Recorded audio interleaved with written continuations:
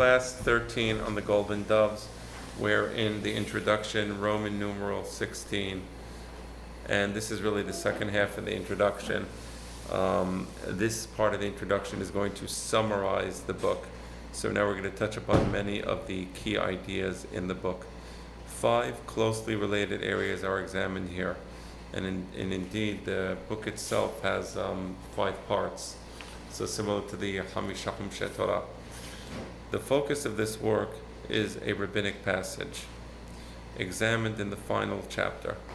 So let's say that and this is really important, this book is related to rabbinic thinking. Some would say it's philosophical. I don't like the word philosophy for reasons that I've already explained.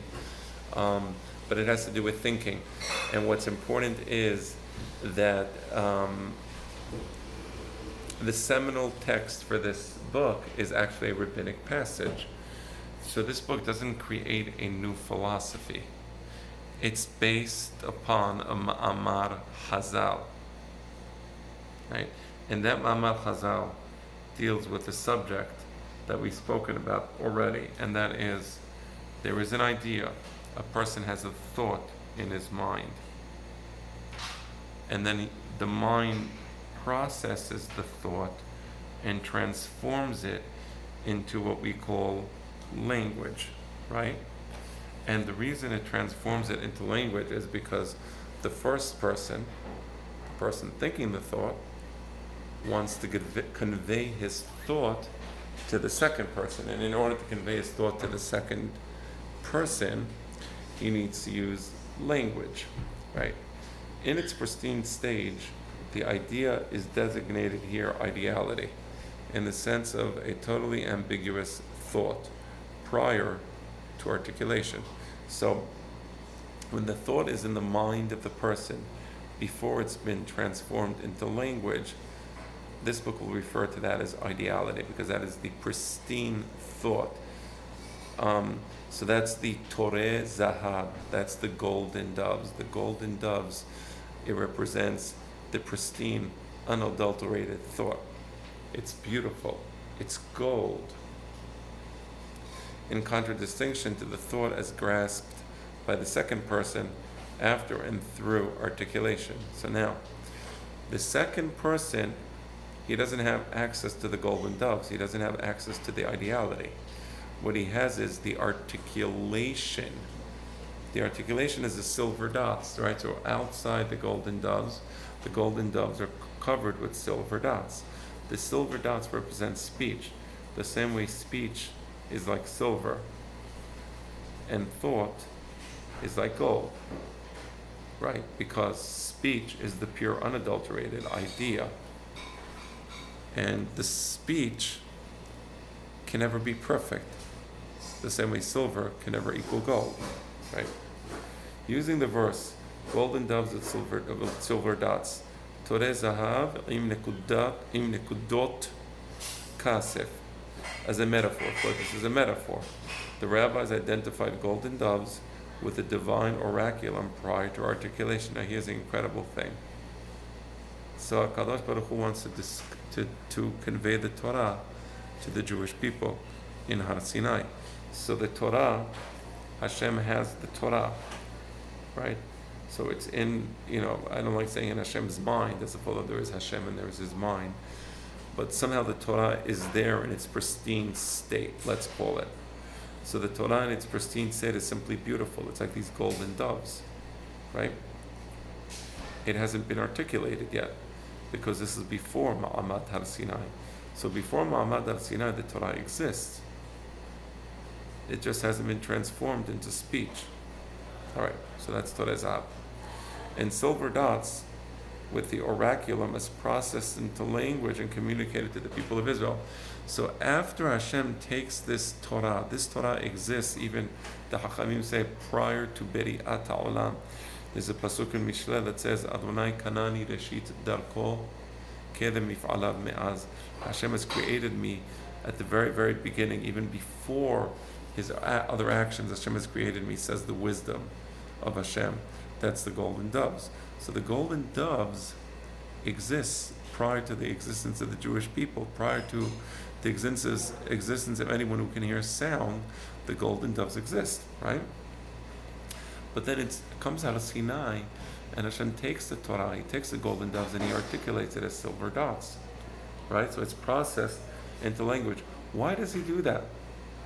Because the Jewish people can only have access to silver dots, right? Human beings think in terms of language. That's the way to communicate a message to a human being, is through language. As I'm communicating these ideas to you right now, through language, the English language. If you don't understand English, then I simply won't be able to communicate the ideas to you. We have to have a language that we both share. As with gold and silver, ideality and articulation could be equivalent, but ultimately they are not reducible to one another. So gold and silver can be equivalent in the sense that, you have its golden doves, the gold is shaped like a dove, and you have the silver that's shaped like a dove, but they can't be reduced to each other. Silver lacks the absolute density of value represented by gold, right? I mean, silver just doesn't have the value of gold. For the rabbis, lucidity and linguistic density are correlative, right? And for the Hachamim, so gold is very dense. For Hachamim, the more dense the language, the more lucid the language, meaning there's a pasuk that says Vedat sefatai barur milelu. It's almost like he's saying, I have to livror, I have to remove. So what does berira mean? Livror, let's say beriran Shabbat, boreran Shabbat. So you have ochel, and inside the ochel you have pesolet. You have a lot of things that you don't want there, so you remove the pesolet. So Vedat sefatai barur milelu. I pronounce the words in a way that's very refined. I removed all the unnecessary vestiges, right? So for the Hachamim, the less words needed to convey something, the more dense the language, the more valuable that sentence is. The reason for that is with less word comes less possibility of error. Again, there's a tension between ideality and articulation. Right?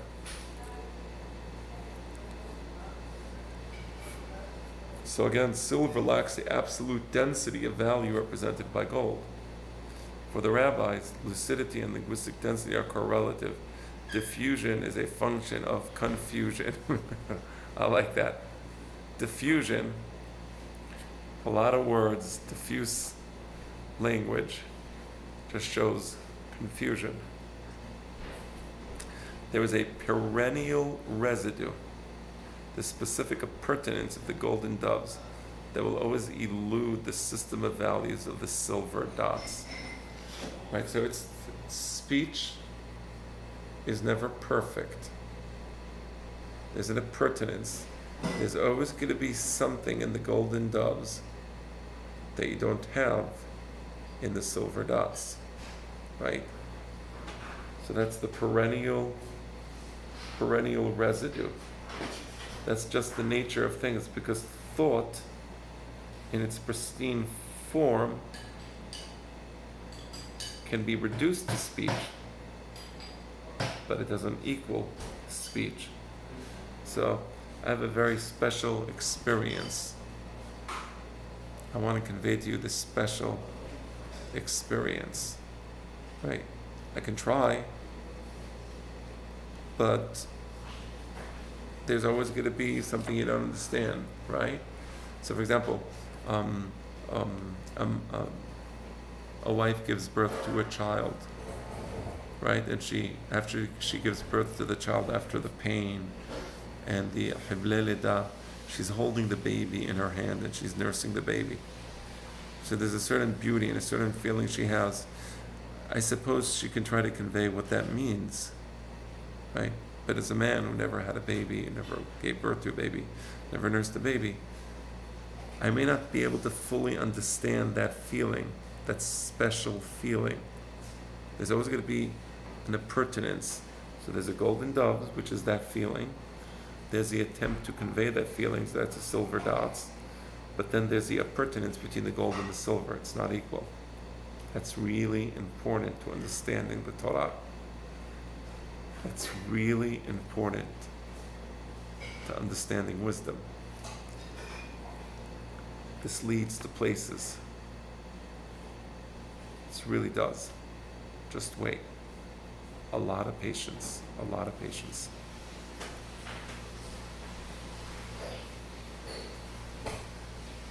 Between ideality and articulation lies the concept of iteration or repetibility. So you have ideality, you have articulation, you have the golden doves, the silver dots. So what can you do to try to bridge the gap between the two? And the answer is iteration, repeat, right? But here's the thing. It's not just to repeat verbatim. That doesn't quite do it. Here, iteration involves the transformation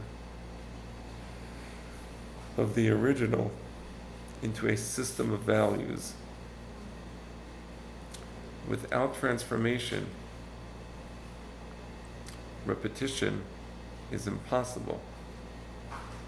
The repetition, however, is never identical to the original. Let me explain to you.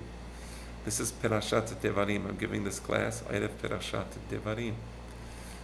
The book of Debarim is called Mishneh Torah. Mishneh Torah means the repetition of the Torah. Ah, that's interesting. Why do we need to repeat the Torah? Because there is always a tension between the golden doves and the silver dots. This, by the way, is a complete coincidence. I did not plan to teach this because of Perashat Devarim. I didn't even know what I'm about to be teaching. So, Hashkaha Peratit, whenever a person studies Torah, there's tremendous Hashkaha Peratit. So, this is Perashat Devarim. Now we understand what the book of Devarim is about. I'm sorry, I said Perashat. It's Perashat Devarim, which started the book of Devarim. The book of Devarim is the iteration of the Torah. It's a repetition of the Torah. But when you repeat something, Shana in Hebrew doesn't just mean to repeat. It means leshanot, to change a little. Because the repetition is never going to be identical to the first articulation. Why do I need the book of Devarim? Why do I need to repeat the Torah? Because there is a tension between the golden doves and the silver dots. And how can you bridge, not completely, you'll never bridge it completely, but how can you bridge some of the difference between the golden doves and the silver dots? Through repetition, but not just blind repetition, copy, paste, but rather to transform the message, reprocess the message, and re-articulate the message from a slightly different angle. And now you have different perspectives of the same story, of the same halacha, of the same idea. So in the Cubist painting, again, you look at the same object from different angles, right?